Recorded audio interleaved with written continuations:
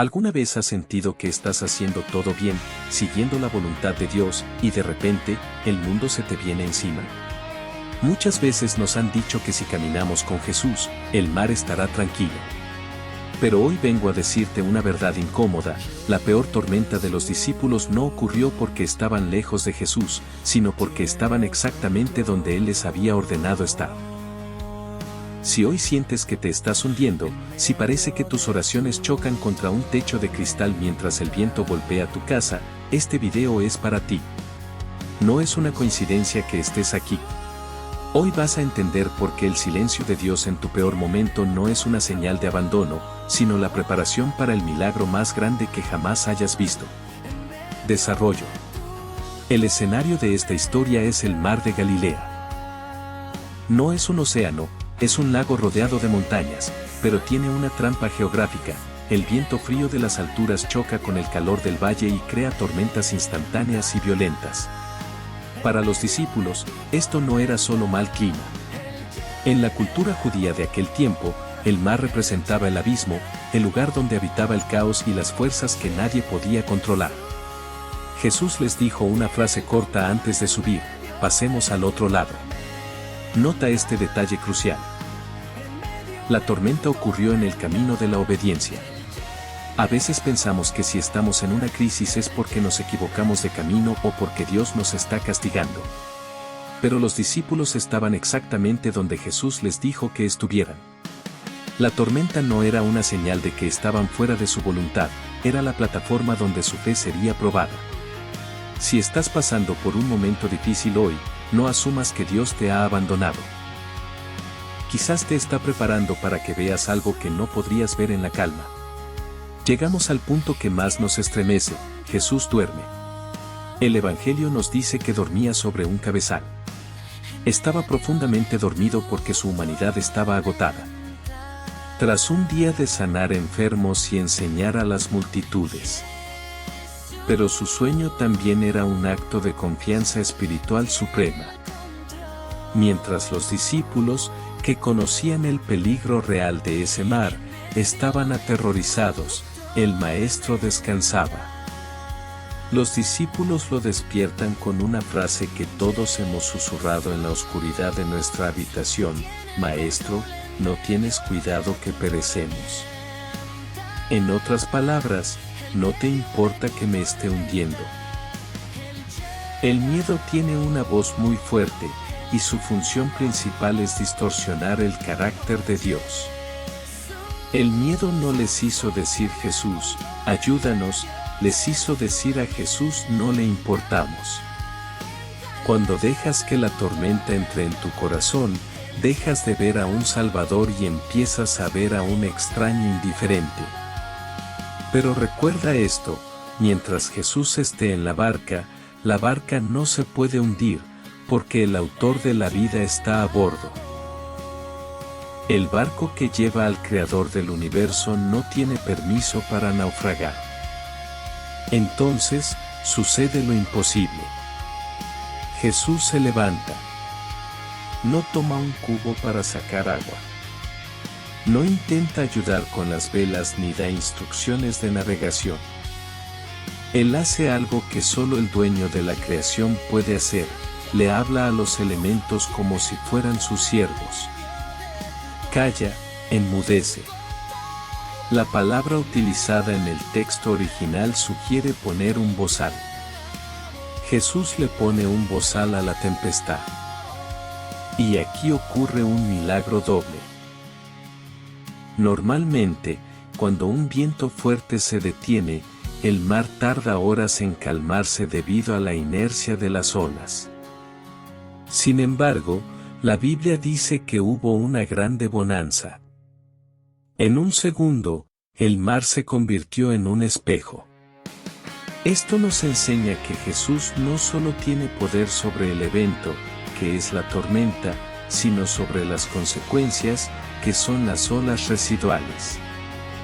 Él puede restaurar la paz en tu mente con la misma autoridad con la que cambia tus circunstancias externas. Después de calmar el mar, Jesús les hace una pregunta que suena dura, pero es necesaria: ¿por qué estáis así amedrentados? ¿Cómo no tenéis fe? Corazón. Porque en el silencio de la oración es donde mejor se escucha la voz de Jesucristo, nuestro Salvador, quien nos prometió que jamás estaríamos solos. Él es el camino, la verdad y la vida, la luz que disipa toda tiniebla y el refugio seguro cuando las tormentas de la vida intentan doblegar nuestro espíritu. Al entregarle nuestras cargas a Él, permitimos que su gracia redentora transforme nuestro dolor en propósito y nuestra debilidad en una fortaleza que no proviene de nosotros, sino de su amor infinito. Debemos recordar que Jesús no solo caminó entre nosotros para enseñarnos el amor, sino que se entregó por completo para darnos la libertad eterna. Cada vez que elevamos una plegaria, nos acercamos al trono de la gracia, donde su misericordia nos recibe con los brazos abiertos, tal como recibió al Hijo pródigo. No importa cuán lejos creas haber llegado o cuántas veces sientas que has fallado, el sacrificio de Cristo en la cruz es suficiente para restaurar tu alma, sanar tus heridas más profundas y renovar tus fuerzas para seguir adelante. Vivir en Cristo significa caminar con la certeza de que su mano nos sostiene. Él es el pan de vida que sacia nuestro hambre espiritual y el agua viva que calma nuestra sed de paz. En este mundo lleno de distracciones y ruidos, busquemos refugio en su palabra, dejando que sus enseñanzas moldeen nuestro carácter y que su Espíritu Santo guíe cada uno de nuestros pasos. Que nuestra vida sea un reflejo de su compasión, de su humildad y de su perdón, para que otros puedan ver en nosotros la luz de su presencia y la esperanza que solo se encuentra en seguir sus huellas. Tras un día de sanar enfermos y enseñar a las multitudes. Pero su sueño también era un acto de confianza espiritual suprema. Mientras los discípulos, que conocían el peligro real de ese mar, estaban aterrorizados, el Maestro descansaba. Los discípulos lo despiertan con una frase que todos hemos susurrado en la oscuridad de nuestra habitación: Maestro, ¿no tienes cuidado que perecemos? En otras palabras, ¿no te importa que me esté hundiendo? El miedo tiene una voz muy fuerte, y su función principal es distorsionar el carácter de Dios. El miedo no les hizo decir Jesús, ayúdanos, les hizo decir a Jesús no le importamos. Cuando dejas que la tormenta entre en tu corazón, dejas de ver a un Salvador y empiezas a ver a un extraño indiferente. Pero recuerda esto, mientras Jesús esté en la barca no se puede hundir, porque el autor de la vida está a bordo. El barco que lleva al Creador del universo no tiene permiso para naufragar.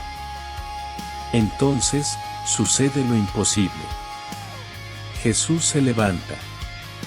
No toma un cubo para sacar agua. No intenta ayudar con las velas ni da instrucciones de navegación. Él hace algo que solo el dueño de la creación puede hacer: le habla a los elementos como si fueran sus siervos.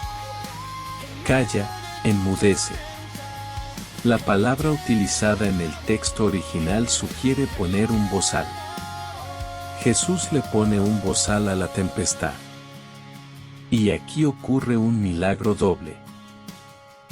Normalmente, cuando un viento fuerte se detiene, el mar tarda horas en calmarse debido a la inercia de las olas.